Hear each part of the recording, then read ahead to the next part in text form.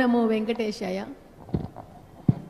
గురువు గారికి, పత్రిజీ గారికి, ఇక్కడ ఏం చేస్తున్నా మీ అందరికీ నా నమస్సులు. నేను చెప్పేంత గురువుగారి ముందర చెప్పేంత పెద్దాన్ని కాదు, కానీ నాకు అవకాశం ఇచ్చినందుకు గురువుగారికి నేను కృతజ్ఞతలు చెప్తున్నాను. కానీ ధ్యానం అనేది మనం చాలామంది అనుకుంటుంటాము, అది ఏంటో మనకు తెలీదు. ధ్యానం కళ్ళు మూసుకుంటారని నిద్ర వచ్చేస్తుంది, లేకుంటే ఆలోచనలు వస్తాయి, అందుకనే మనం చేయలేము అని అనుకుంటుంటాం. కానీ ధ్యానం అనేది మన ఆత్మస్వరూపాన్ని మనం చూసుకోవడమే ధ్యానం అంటే. మన 3 శరీరాల్లో, స్థూల సూక్ష్మ కారణ శరీరాల్లో లోపల ఆత్మ ఎప్పుడూ ఉంటుంది.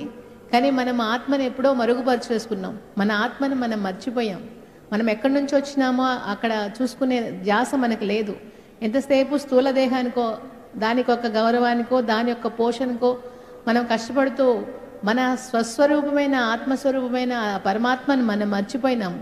అది మనం మళ్ళీ మన పరమాత్మతో మనం సత్సంగత్యం చెయ్యాలంటే ఒక ధ్యానం అవసరం. ధ్యానం ఒక్కటే దాని ఇదన్నమాట. మనము ధ్యానం చేసినప్పుడు ఏమవుతుందంటే, ఆ శ్వాసతో మనము ఎప్పుడైతే లింక్ ఏర్పరచుకుంటామో, దేవుడికి మనకి ఉండే లింక్ శ్వాస ఒక్కటే. అంటే ఆ శ్వాసకి మనకి పరమాత్మకు మనకు లింక్ ఉందన్నమాట. అది మనకు వేదాలన్నీ అవే చెప్పినాయి. దేవుడు అవ్యక్త స్వరూపంలో లోపల మనలోనే ఉంటాడు.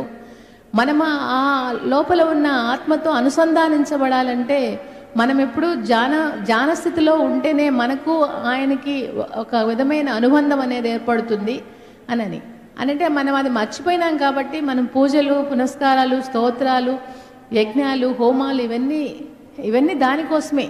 అంటే ఆ విధమైన ఆ అనుసంధాన స్థితిలోకి మనం వెళ్ళటానికి, ఆత్మస్థితిలోకి మనం వెళ్ళటానికి మనం ముందు కర్తవ్యపరచుకోవడానికి అవి ఫస్ట్ మనం వచ్చిన ఆల్ఫాబెట్స్ అన్నమాట. ఆ విధంగా మనము పూజలు, పునస్కారాలు, స్తోత్రాలు, హోమాలు చేసుకుంటా పోయి మనం ఎప్పుడో ఆ స్థితిలోకి వెళ్ళినప్పుడు మనము మౌన స్థితిలోకి వెళ్ళిపోతాం. సైలెన్స్ అనేదే గాడ్. ఫస్ట్ ఆ మౌనం నుంచి ఆకాశం ఉద్భవించిందంట, పంచభూతాలు ఉద్భవించాయి. ఆ ఆకాశం నుంచి ఫస్ట్ సౌండ్ అంటే శబ్దం అనేది ఏర్పడింది. ఆ శబ్దము ఈ ప్రపంచమంతా ఓంకారం అనే శబ్దంలో ఉంది అని మన ఋషులు చెప్పారు. ఇప్పుడు నాసా వాళ్ళు కూడా దాన్ని చెప్తున్నారు. ప్రపంచంలో ఉండే శబ్దం, వినపడే శబ్దము ఓంకారము అని. అంటే ఫస్ట్ శబ్దం ఏర్పడింది. శబ్దానికి ముందు సైలెన్స్ అనేది, ఆ సైలెన్సే ఆత్మ, పరమాత్మ, అదే దేవుడు. అందుకనే ఫస్ట్ ఏర్పడిన ఆ శబ్దాన్ని దేవుడి నామం అనుకొని మనం ఓంకారానికి ఇంపార్టెన్స్ ఇస్తూ ఉన్నాం అన్నమాట.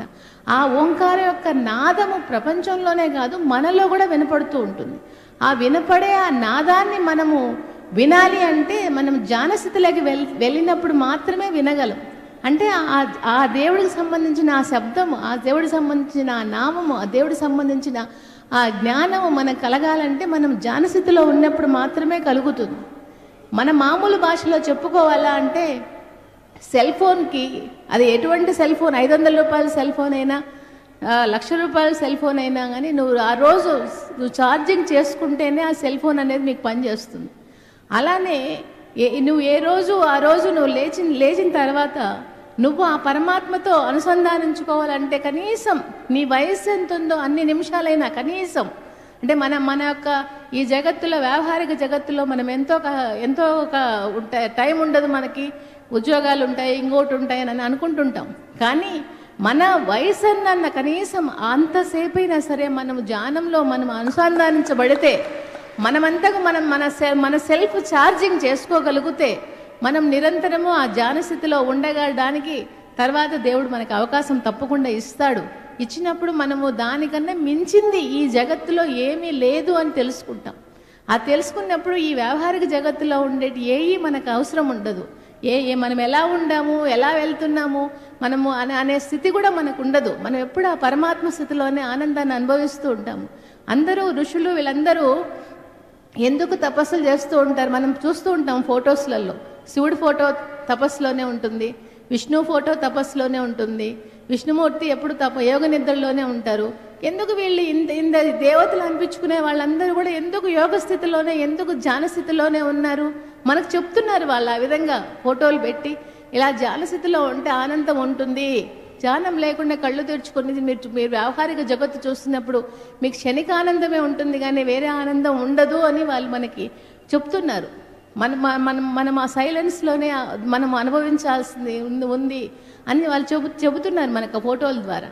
అందుకని మన ఋషులందరూ కూడా ధ్యానం చేసే, తపస్సులు చేసే మనం పురాణాల్లో చదువుతుంటాం.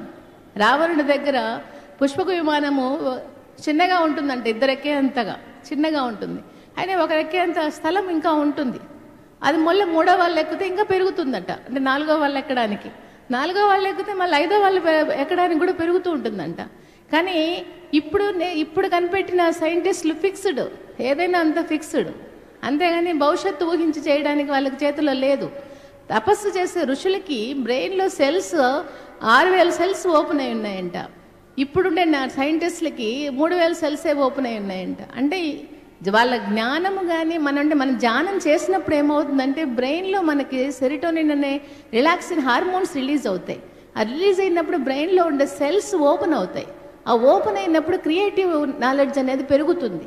అప్పుడు మీరు ఏ రంగాల్లో ఉన్నారో, మీరు బిజినెస్లో ఉండొచ్చు, మీరు వేరే ఏ రంగాల్లో ఉన్నా కానీ ఆ రంగంలో మీకు క్రియేటివ్ నాలెడ్జ్ అనేది పెరుగుతుంది అనమాట. దాంట్లో మీరు ఇంకా క్రియేటివ్గా ఎంతో చేయగలుగుతారు. అందుకనే మనం ముక్కు మూసుకొని మామూలుగా మన ఇంట్లో చెట్టు కింద ధ్యానం చేసే మన ఋషులు అంత నాలెడ్జ్ ఎప్పుడో రామాయణం కాలంలోనే సంపాదించినప్పుడు ఇప్పుడుండే వాళ్ళు ఎందుకు సంపాదించలేదంటే ధ్యానస్థితి అనేది లేదు.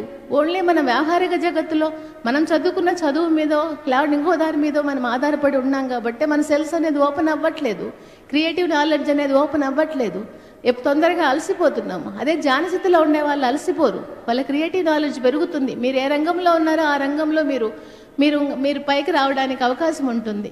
తర్వాత అదే ధ్యానస్థితి మీరు కొనసాగిస్తే దాంట్లోనే ఆనందం అనుభవించి మీరు పరమాత్మ స్థితికి చేరుకుంటారు.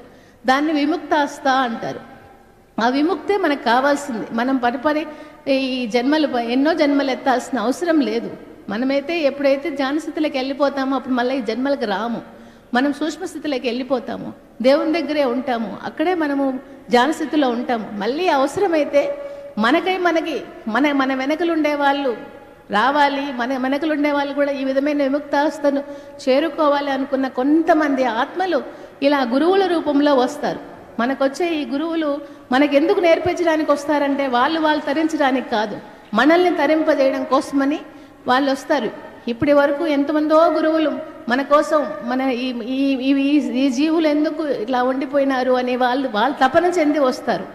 తపన చెంది వచ్చినప్పుడు మనము నేర్చుకొని మనము వాళ్ళ ద్వారా వాళ్ళ స్థితికి మనం వెళ్ళాల్సి ఉంటుంది.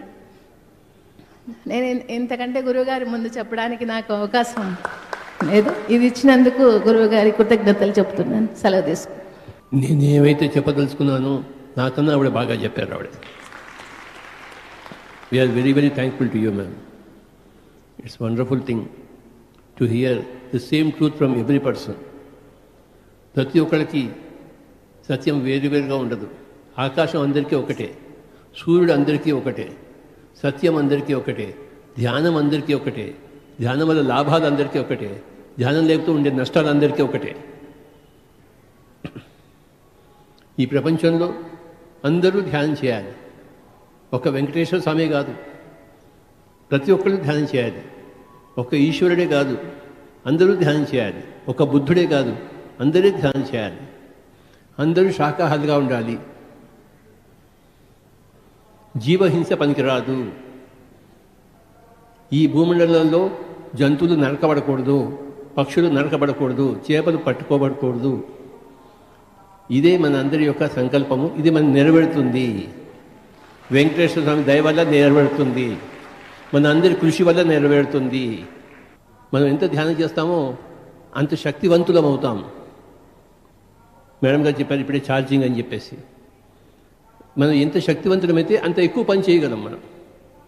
మనకి ఎవరో శక్తి ఇవ్వరు, మన శక్తిని మనమే సంపాదించుకోవాలి సాధన ద్వారా. ఒక్క నిమిషం కూడాను సమయాన్ని వృధా చేయకూడదు. ఏ మనిషి కూడాను సాధనలోనే ఉండాలి, అయితే ఇంకోళ్ళకి ఉపకారం చేయడంలోనే ఉండాలి. మనం నేర్చుకోవడంలో ఉండాలి, నేర్పించడంలో ఉండాలి మన సమయం.